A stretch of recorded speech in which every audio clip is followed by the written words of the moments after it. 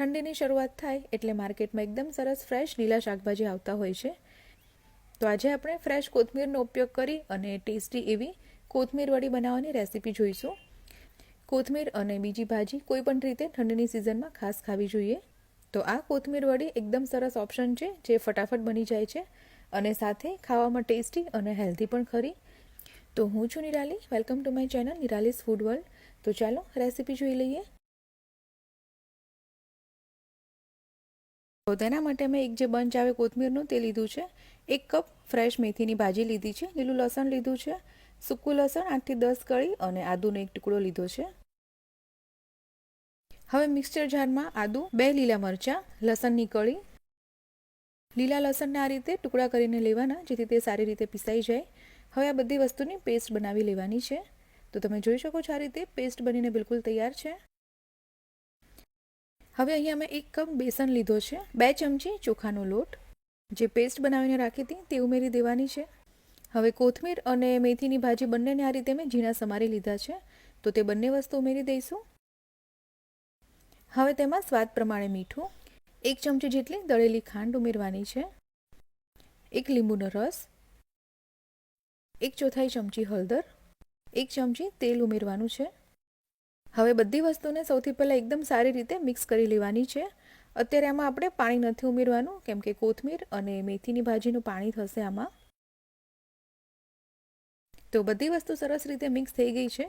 હવે એમાં 2 થી 3 ચમચી જેટલા પાણીનો ઉપયોગ કરવાનો છે. તો આ રીતે થોડું એવું પાણી ઉમેરી અને ફરીથી તેને મિક્સ કરી લેવાનું છે. તો આ રીતે પહેલાં પાણી ઉમેર્યા વગર મિક્સ કરી લેવાનું અને ત્યાર પછી આ રીતે એકદમ થોડું પાણી લઈ અને ફરીથી મિક્સ કરી લેવાનું છે. તો તમે જોઈ શકો છો આટલા પાણીમાં બધી વસ્તુ સરસ રીતે મિક્સ થઈ ગઈ છે. આ રીતે આપણે આ ડફને માત્ર ભેગું જ કરવાનો છે, તેને મસળવાનો નથી. હવે જેમાં આપણે ઢોકળા મૂકતા હોઈએ છીએ તે થાળી લેવાની છે. તેલથી ગ્રીસ કરેલી થાળીમાં જે આપણે ડો બનાવીને તૈયાર કર્યો હતો તેને આ રીતે સ્પ્રેડ કરી દેવાનું છે. બહુ વધારે પતલું કે જાડું નહીં, એ રીતે તેને સ્પ્રેડ કરી દેવાનું.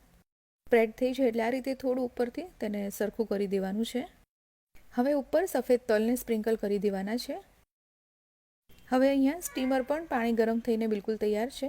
તેમાં ડીશ મૂકી દેવાની છે અને હવે ઢાંકી દઈ મીડિયમ ગેસ ઉપર 12 થી 15 મિનિટ જેવું તેને સ્ટીમ થવા દેવાનું છે. તો 15 મિનિટ પછી મેં ગેસ બંધ કરી દીધો છે અને એકદમ સરસ આપણું જે કોથમીર વડી છે તે સ્ટીમ થઈ ગઈ છે. હવે તેને બહાર નીકાળી અને થોડી વાર ઠંડી થવા દેવાની છે. થોડી ઠંડી થાય ત્યાર પછી તેને નાના કે મોટા તમને જે રીતે પસંદ હોય તે પ્રમાણે પીસ કરી લેવાના છે. તો આ રીતે મેં અહીંયા પીસ કરીને તૈયાર કરી લીધા છે. તો તમે જોઈ શકો છો એકદમ સરસ આપણી કોથમીર વડી બનીને તૈયાર થઈ છે. આ કોથમીર વડીને ક્રિસ્પી કરવા માટે તેલ ગરમ કરવા મૂકવાનું છે. તો કોઈ પણ પેન કે કડાઈમાં 3 ચમચી તેલ ગરમ કરવા મૂકો. ગેસને મીડિયમ રાખી તેલ ગરમ થઈ જાય એટલે જે આપણે પીસ કરીને રાખ્યા હતા કોથમીર વડીના તે બધા જ ઉમેરી દેવાના છે તેલમાં. અને હવે મીડિયમ ગેસ રાખી અને આ રીતે સાઈડ ચેન્જ કરતા જઈ અને બધી કોથમીર વડીને ગોલ્ડન કલરની થાય ઉપરનું લેયર ત્યાં સુધી રોસ્ટ કરી લેવાની છે.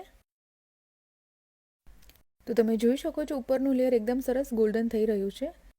ચોખાનો લોટ આપણે ઉમેર્યો છે એટલે ઉપરનું લેયર એકદમ સરસ ક્રિસ્પી થશે અને અંદરથી ખાવામાં સોફ્ટ લાગશે. તો હવે એકદમ સરસ ગોલ્ડન કલરની આપણી કોથમીર વડી બનીને તૈયાર થઈ ગઈ છે. ગેસને હવે બંધ કરી દેવાનું છે. તો ઠંડીમાં ખાવાની મજા આવે તેવો હેલ્ધી અને ટેસ્ટી એવો ગરમ ગરમ નાસ્તો બનીને બિલકુલ તૈયાર છે.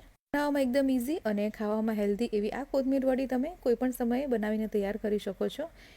ગરમ ગરમ આ કોથમીર વડી તમે ચા સાથે સર્વ કરી શકો અથવા તો લંચ બોક્સ માટે પણ બેસ્ટ ઓપ્શન છે. લંચ બોક્સમાં તમે આ કોથમીર વડી અને કોઈ પણ તમારી પસંદની ચટણી કે કેચઅપ પેક કરી આપી શકો છો. તો તમે પણ આ રીતે જરૂરથી કોથમીર વડી બનાવજો અને કમેન્ટમાં તમારો ફીડબેક જણાવવાનું નહીં ભૂલતા. આવી જ નવી રેસીપીના અપડેટ માટે નિરાલીઝ ફૂડ વર્લ્ડને સબસ્ક્રાઈબ કરી બાજુમાં આપેલું બેલ આઇકન પણ પ્રેસ કરી દેવું. તો ચાલો ફરી મળીએ નવી રેસીપી સાથે. ત્યાં સુધી બાય બાય, ટેક કેર.